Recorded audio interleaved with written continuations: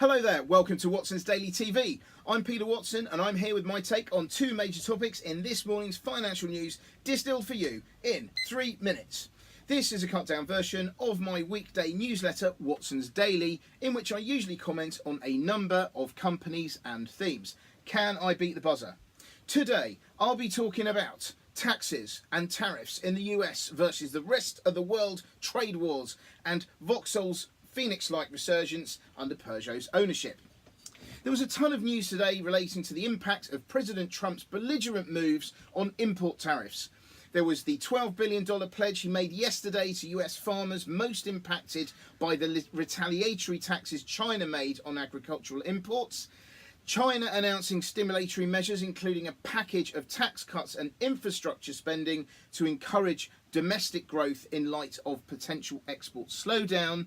Then there was Apple's China concerns, given that its iPhones would count as imports into the US and be taxed to the hilt. And motorbike manufacturer Harley-Davidson announcing that tariffs would hit it harder than expected, despite announcing strong results yesterday. The main conclusion of all this is that trade wars are a nightmare, and it seems that actions by both the Americans and Chinese could signal that they are in this fight for the long term. If, on the other hand, this whole trade war thing gets sorted out sooner rather than later, Trump is going to look like a god and company share prices will skyrocket.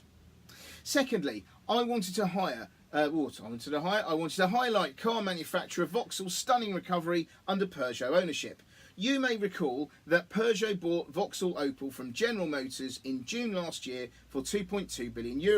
But in results announced yesterday, it seems that Vauxhall Opel has staged a massive turnaround under Peugeot's ownership, with group revenues shooting up by 40% and operating profits by 48%, versus profits up 30% at existing brands of Peugeot and Citroën. When Peugeot took over, employees were fearful of big job losses, but it would seem that this won't be needed for the time being, given their success. There's more detail on today's news in my blog on watsonsdaily.com, which I write every weekday barring holidays or illness.